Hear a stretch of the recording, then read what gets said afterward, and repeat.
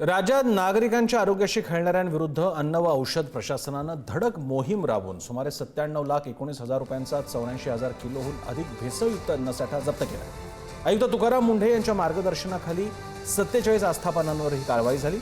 यामध्ये पुणे जिल्ह्यातील गुळात साखरेची भेसळ आणि नवी मुंबईत कृत्रिमरित्या आंबे पिकवल्याचे प्रकार उघडकीस आले। दोषींवर फौजदारी गुन्हा दाखल होणार असून तक्रारींसाठी एफडीए लवकरच नवीन ॲप आणि टोल फ्री क्रमांकही सुरू करणार आहे।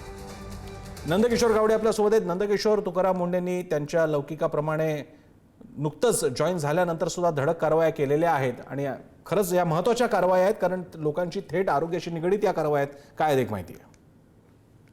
सर, तुकाराम मुंढे हे आयुक्त होऊन अवघे 8 दिवस झालेले आहेत आणि गेल्या 4 दिवसापासून त्यांनी धडक जी कारवाई ती सुरू केलेली आहे। जवळपास 27 मे पासून 31 मे पर्यंत म्हणजे 4 दिवसामध्ये मोठ्या पद्धतीची जी कारवाई ती त्यांनी केलेली आपल्याला पाहायला मिळते। जवळपास या 3 दिवसामध्ये 47 जी आस्थापन आहेत त्यामध्ये मोठी सुद्धा जी आस्थापन आहेत त्यांचा सुद्धा समावेश आहे।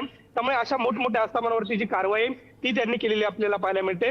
सुमारे 43 लाखांच्या किमतीचा जरी माल असला तरी जवळपास 43,000 किलोचा जो अन्नसाठा आहे तो त्यांनी जप्त केलेला आपल्याला पाहायला मिळते। त्यामुळे पुणे असू दे किंवा इतर महाराष्ट्र, मुंबई सुद्धा आहे, इतर महाराष्ट्रातील एकूण 47 आस्थापनांना सील करण्यात आलेले आहेत। मुंबईतील म्हणजे नवी मुंबईतील एपीएमसी मार्केटमधील काही आंबे जे आहेत ते सुद्धा एक वेगळे लिक्विड टाकून जे पिकवले जात होते त्या एपीएमसी मार्केटमध्ये सुद्धा जे अनेक दुकाने ती सील करण्यात आलेले आहेत। अनेक ठिकाणी गुळामध्ये साखरेची जे मिक्सर आहे ते केलं जात होतं, त्यामुळे ते सुद्धा भेसळ आहे असं सांगून ते सुद्धा काही जे दुकान आहेत ते सुद्धा बंद केलेले आहेत। जवळपास मागील 2 दिवसात 32 आरोपींपेक्षा जे जास्त आरोपी आहेत त्यांना अटक केलेल्या आहेत आणि मागचा जो आकडा आहे तो 50 पेक्षा सुद्धा अधिक आहे। त्यामुळे तुकाराम मुंढे हे आयुक्त झाल्यानंतर मोठ्या पद्धतीची कारवाई जी आहे ती सध्या करण्यात आलेली आपल्याला पाहायला मिळते। मुंबईत 9 ठिकाणी जे आहे ती कारवाई करण्यात आलेली होती, पुण्यात 3 ठिकाणी जी आहे ती कारवाई करण्यात आलेली होती। अशाच पद्धतीचा संपूर्ण महाराष्ट्राचा जो आकडा आहे तो सध्या वाढताना आपल्याला पाहायला मिळते।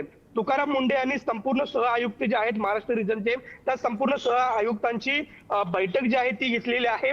दर आठवड्याला जे पाहायला गेलं तर रिजनल वाईज जी आहे ती त्यांनी माहिती घेतलेली आणि येणाऱ्या काळात संपूर्ण महाराष्ट्राचा दौरा जो आहे तो करणार असल्याचं सुद्धा त्यांनी म्हटलंय। त्यामुळे येणाऱ्या काळात आणखी त्यामुळे तुकाराम मुंढे यांच्या कारवाईची तोप अजून धडधडतच राहणार आहे आणि ती आवश्यक सुद्धा आहे कारण वेळोवेळी अशा प्रकारचे अन्न भेसळीचे प्रकार, औषध भेसळीचे प्रकार समोर येत आहेत। मग तो एका प्रकारे बनावट चक्का असेल, पनीर असेल किंवा असे पिकवलेले आंबे असतील, पण यासाठी अशा धड कारवायांची गरज आहे। धन्यवाद तुम्ही दिलेल्या माहितीबद्दल।